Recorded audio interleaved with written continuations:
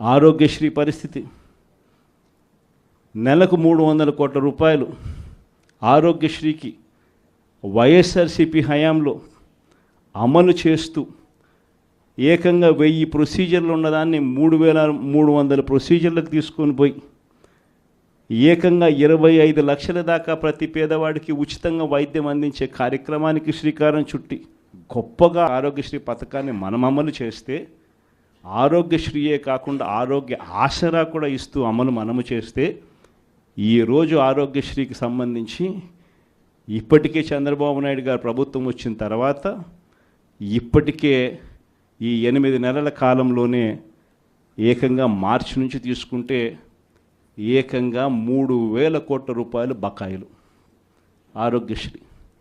ఏ పేదవాడు హాస్పిటల్కు పోలేని పరిస్థితి, ఏ పేదవాడు హాస్పిటల్కి వెళ్ళినా కూడా నెట్వర్క్ హాస్పిటల్స్లో ఈరోజు ఫ్రీగా పేదవాడికి వైద్యం చేసే పరిస్థితి ఎక్కడా లేదు.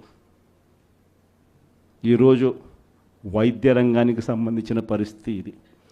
వ్యవసాయ రంగానికి సంబంధించి పరిస్థితి చూస్తే ఉచిత పంటల బీమా గాలికి ఎగిరిపోయింది, ఆర్బీకే నిర్వీర్యమైపోయాయి, ఈ క్రాప్ అన్నది కనిపించడంలా, రైతు భరోసా కింద రైతులకు పెట్టుబడి సహాయం కింద మన హయాంలో రైతులకు తోడుగా ఉంటూ రైతుకు అండగా ఉంటూ పెట్టుబడి సహాయంతో తోడుగా అందిస్తూ ఉంటే పెట్టుబడి సహాయం ఇచ్చేది పక్కకి వెళ్ళిపోయింది. ఆయన ఇస్తానన్న 20,000 రూపాయలు గాలికి ఎగిరిపోయింది. అసలు ప్రభుత్వం అంటే ఏమిటి? విద్య, వైద్యం, వ్యవసాయం, ఈ 3 రంగాలతో పాటు గవర్నెన్స్, ఈ 4 రంగాలను చూసుకోవడమే ప్రభుత్వం అంటే బాధ్యత. ఈ 4 రంగాల పరిస్థితి ఈరోజు ఎలా ఉందా? విద్య గాలికి ఎగిరిపోయింది, వైద్యం గాలికి ఎగిరిపోయింది, వ్యవసాయం గాలికి ఎగిరిపోయింది. ఈరోజు గవర్నెన్స్ చూద్దామనంటే రెడ్ బుక్ రాజ్యం జరుగుతూ ఉంది. ట్రాన్స్పరెంట్గా డోర్ టు డోర్ డెలివరీ జరిగే పరిస్థితి నుంచి, ఇంటి వద్దకే పాలన దగ్గర నుంచి ఈరోజు తెలుగుదేశం పార్టీ కార్యకర్తల చుట్టూ తిరగాల్సిన పాలన మళ్ళీ స్టార్ట్ అయింది. ఈరోజు జరుగుతూ ఉన్న గవర్నెన్స్. మరి ఇలాంటి నేపథ్యంలో మనం అంతా కలుస్తూ ఉన్నాం. మరి మీరే చెప్పండి, ప్రజలకు తోడుగా మనం ఉండాలి కదా, ప్రజలకు అండగా మనం నిలబడాలి కదా.